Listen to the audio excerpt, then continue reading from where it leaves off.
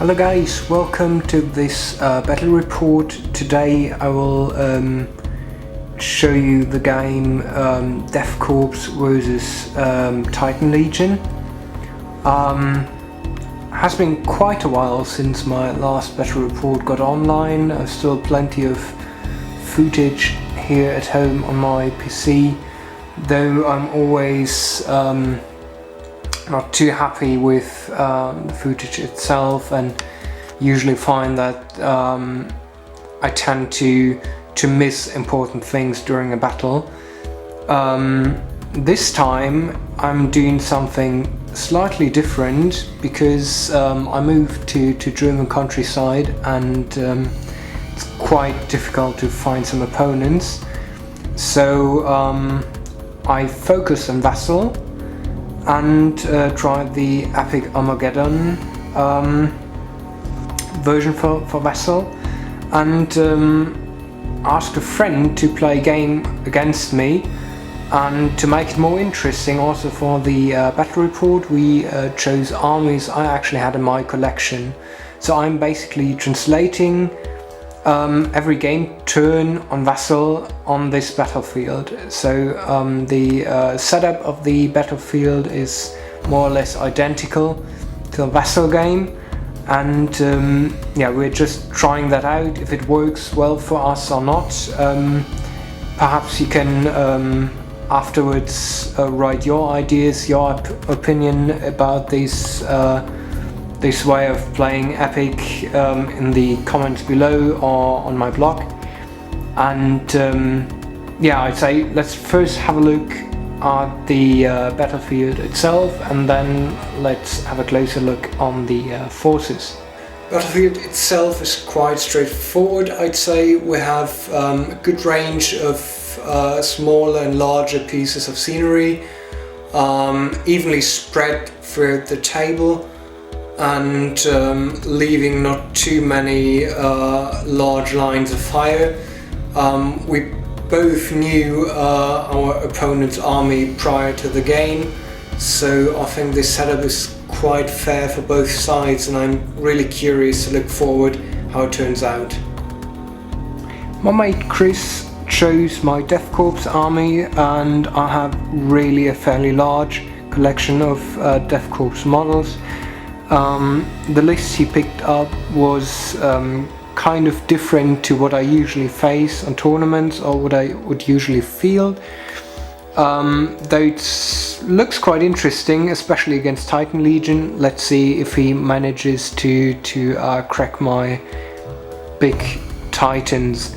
What he has is an infantry company and a Death Rider platoon. There's missing one stand, so need to put that on the table. Then we have over here two heavy plasma tanks.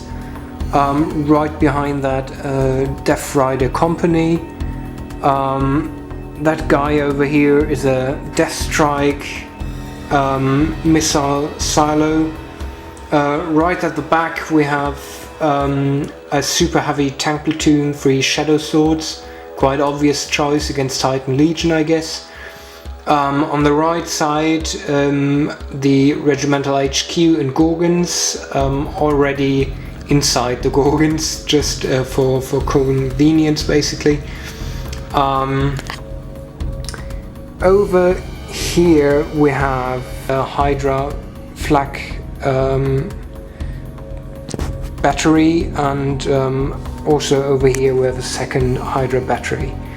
Here in front, the last infantry company, and not displayed yet, a whole bunch of trenches and bunkers. So that is going to be really interesting how he's going to hold his ground against my Titan Legion. On this side of the table we have my Titan Legion. It's basically same list I already chose for the tournament in end of November in Hanover, just to give it another try, even though I wasn't too happy with the overall synergy in that army. But I like fielding the big guys, so the very centerpiece is a warmonger class Titan with my legate. Then we have a Reaver Titan with 2 laser burners and a plasma cannon, with a pair of Warhounds with 3, then the Vulcan Mega Bolter standing as Inferno cannons throughout the entire army. Really liked how they played during the tournament. So that couple has 3 Inferno guns and a Plasma Blast gun. The little Sentinel platoon over here is just defend against close combat engagements against my Battle Titans and so on. So typical scout shield. Then we have a single Warhound again with Inferno gun and Plasma Blast gun against infantry of all sorts. And then we have 2 Thunderbolts. Objective markers are right here, basically 2 Necron pylons whatsoever. The 3 round ones will be my objective markers, and the last one is still waiting with the trenches right over here. The deployment, as you can see, everything is focused very much on the left side of the table. I did some mistakes placing my mission objectives, and there's basically the largest weakness of this list, and that is mainly that my whole list is very slow. So in order to capture objectives, I really need to push forward, and most likely my warmonger will be too slow to capture my own objectives. So the only thing he can really do is to move forward and blast his way through that bunch of garrisoning Imperial Guardsmen in the trenches. I'm hoping that not enough will survive. So as you can see, my very own objective is right over there, so in case he wants to capture that, he really needs to get past my mighty guard machines, my Titan and air support. His other objectives are fairly close to the center of the table, and didn't leave enough space to place my own objectives anywhere near. So the only way I could possibly win that was to place another objective quite close, and that is sadly exactly in the area he's garrisoning with his tons of infantry. We will see if I have enough firepower to erase them from this table. I've had really bad experiences with Imperator class Titans to fire a whole load on a couple of rangers, LR rangers in a building, and they just received 1 blast mark and nothing else happened.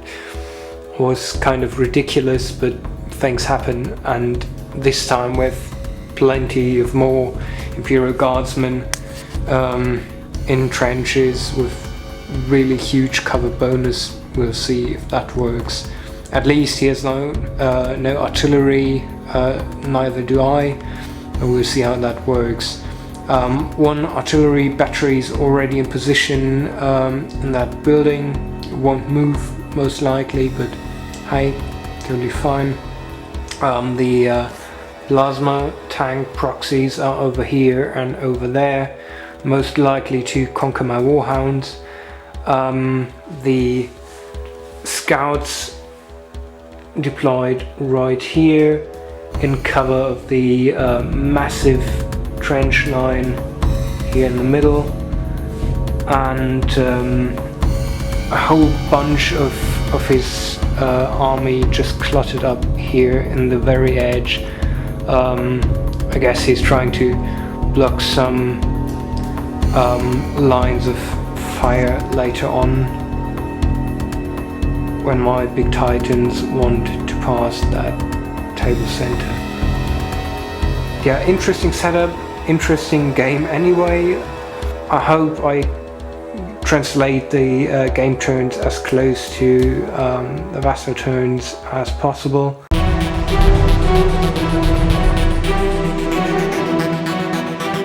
So, first two activations are done. The Death Korps moved the left Hydra platform platoon with centaurs towards the objective on the left side, and activated the anti-air umbrella on the left side as well. The Deathstrike silo fired on the single Warhound on the backfield, stripping both of its shields but failing to do any serious damage, with rolling just a 2 on the damage roll. The Warmonger Titan moved left flank, so won't be able to reach the central objectives in time to game end anymore. However, he managed to destroy 2 of the formerly here standing shadow swords, and the last shadow sword was broken and moved up here in a fairly good position if he should regroup to counter my Warhounds. Yeah, and that's basically it, except for the Warhound pair to march forward and burn the bugs in the trenches. That worked very, very well, burning down 7 stands of infantry and doing serious damage on that side, bringing the whole formation out of coherency. Okay, the Stormsword, or whatever that heavy plasma tank is called, went on Overwatch. The infantry company did a martial action, removing 3 blast markers, and other than that, the Titan Legion single Warhound on the other side of the table moved in position right here and tried to do some serious damage on that bunker with his Inferno gun. However, that entirely went wrong. Horrible dice rolls, and just a single stand died in the fire, causing 2 blast markers. And additionally, the Reaver Titan moved towards the table center and fired upon the Hydra battery, just killing a single Hydra platform. And that is pretty much it. Activations on each side are done, and here's what happened. This infantry company engaged my sentinels, wiping them entirely out and withdrawing the 5 centimeters slightly back towards trenches for a better cover save next turn, and I guess they are going to need it. Aside of that, on the other side, the Death Rider scout platoon tried to flank somehow my other Titans, probably to get towards my own objective here on the back, but they were a bit exposed and just covered by a single Hydra platform, and in consequence my fighters launched an attack. Luckily they just got shot, but nothing serious happened, and managed to wipe out 3 of the Rough Riders, breaking the formation. As I ran out of activations, basically the remaining ones were free choice for the Death Korps. What happened was the one of the super heavy plasma tanks moved into a better firing position. The Death Rider company went on march to basically encounter the Titan Legion engagement in the next turn. The headquarter went on march into better position to engage the Warhounds, and the Hydra flag battery over here did a martial action and removed all blast markers.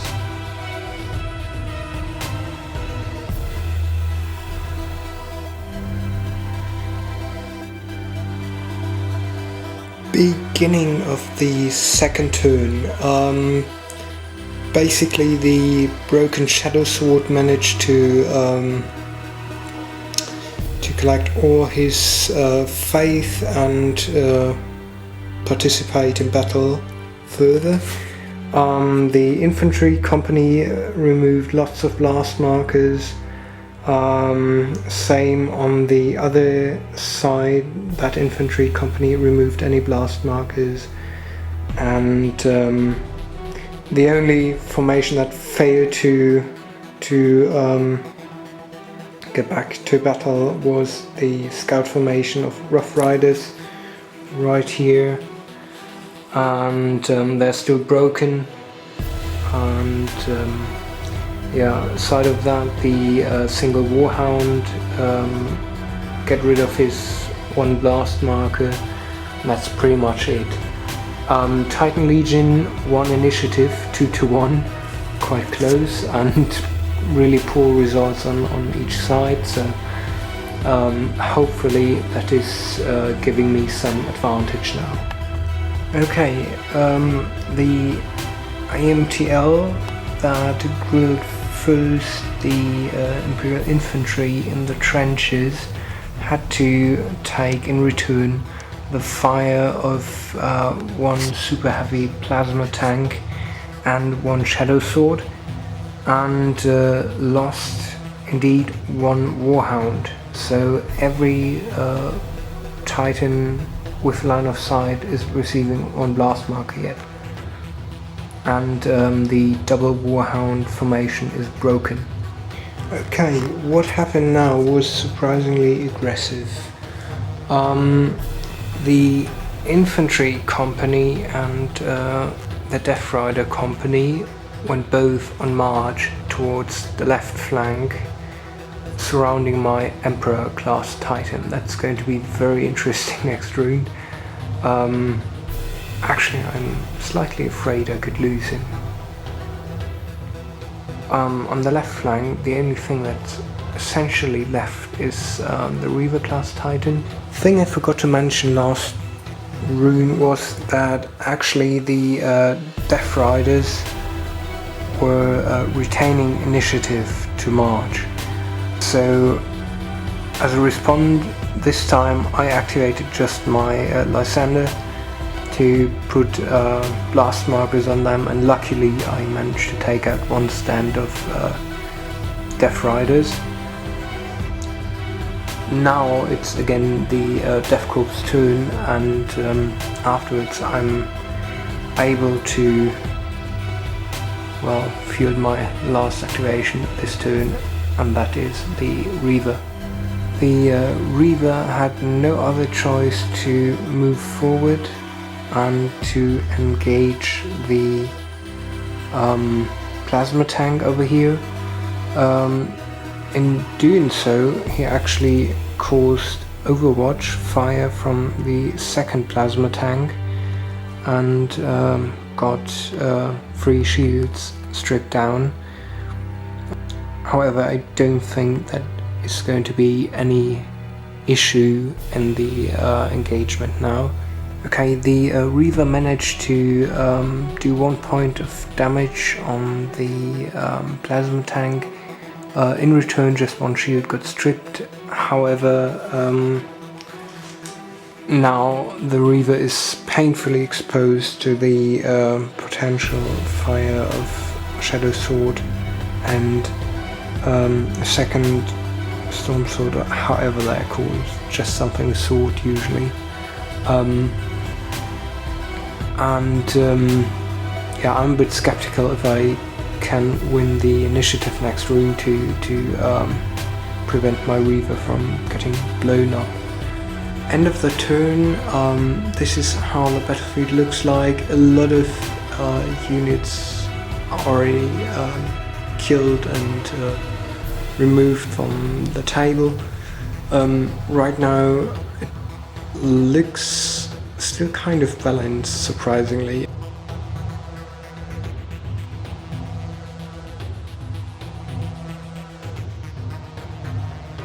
Okay, third round. Here is how the battlefield looks like. In the very center, my Reaver Titan and a single Warhound are trying to hold their ground against a bunch of super heavy tanks. The assaulted and slightly damaged tank with 2 damage capacity remaining is managed to recover and is ready for battle again. Over here the Shadow Sword and the Stormsword or whatever are still capable of countering my Reaver. Right over here the Imperial Guard is in a very good position to launch an assault, and I'm very curious how that turns out. Unfortunately for me, the Death Korps managed to win the initiative this turn, and has therefore free choice how to deal with my units. Yeah, and on the very back, the broken headquarter managed to return to battle again, and will most likely participate in the next assaults as well. After the field command moved forward and loaded its infantry, the other 2 infantry companies launched a combined assault, also dragging the field command into that assault, and they're going to get fire support from the Rough Riders. Surprise, surprise, the Warmonger lost the engagement by 1, and yeah, just managed to take out 2 stands of Death Korps infantry. In return, the Death Korps managed to shoot down every single Void Shield and also did 2 points of damage, and things are looking seriously bad on this frontier.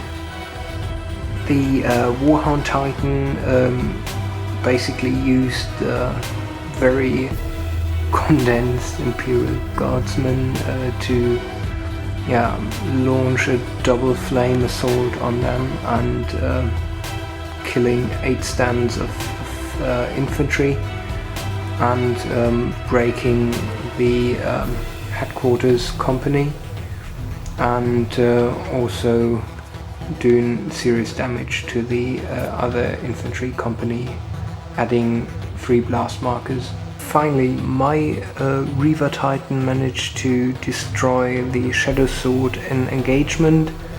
As a reaction, the remaining super heavy tank down there went on march to contest that objective or hold it under any circumstances. My Reaver is actually right in the middle of both objectives to contest them both.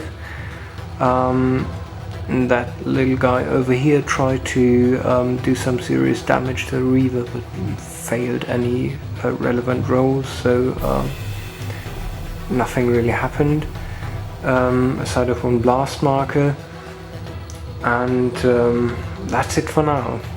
The Death Korps Death Riders are contesting right now my own blitz. The Warhound tried to burn them away, however it did not really turn out to be successful. Nothing happened except for a third blast marker, and that's it. The only thing left for the Titan Legion right now are the two formations of flyers, the Lysander and the Thunderbolts, and that's basically it. On the other side, the only thing left for the Death Korps is the Flak Battery. Last activations, here's what happened. The Thunderbolts launched an attack on the Flak Battery and got shot down. The Lysander tried as well, but did nothing except for a blast marker. Right now the Titan Legion has nothing to activate anymore, so the next two activations are left for the Death Korps. What today? Well, as you can probably see, there's something missing on the table right now. The Warmonger got shot by the Deathstrike, Silo causing 6 points of damage, which was basically his remaining damage capacity. In the middle, the Hydra battery activated as last activation in this third turn and spread towards the other objective over there as well. Right now we just have to see who wins this battle, but it's quite likely that the Death Korps wins. End of the third turn, end of the game. This is how it looks like. The Death Korps is contesting my blitz, but I'm doing the same with my Warhound. One objective in my half is contested by the Hydra battery, but also via my Warhound. On the other side, the enemy blitz is contested by my Reaver, so is the objective nearby, and but on the other hand, on the very center, the objective is held by the Hydra battery, and the objective over here is well, uncontested. However, would be quite likely in the next turn that the Death Korps would have taken that as well, which is absolutely pointless, because he also annihilated my most expensive unit. The Warmonger exploded, and therefore the Death Korps wins dramatically. I hope you actually enjoyed this battle report a bit. I think I forgot to mention 2 or 3 times when either me or my friend retained initiative. It is most certainly complicated to make a battle report that way. That's basically my first thought on it. Playing on Vassal, then doing the same moves and on the real battlefield, and trying to copy it as close to the virtual game as possible. It's a bit complicated to really capture everything in camera, but yet I think it's still more enjoyable than just seeing some 2D photos from Vassal. So you're very welcome to just write some comments, tell me your thoughts on this way of doing a battle report, of doing it virtually and then just translating it on a real battlefield. Was interesting for me right now. Sometimes did not really went that well, but probably I just need some more training.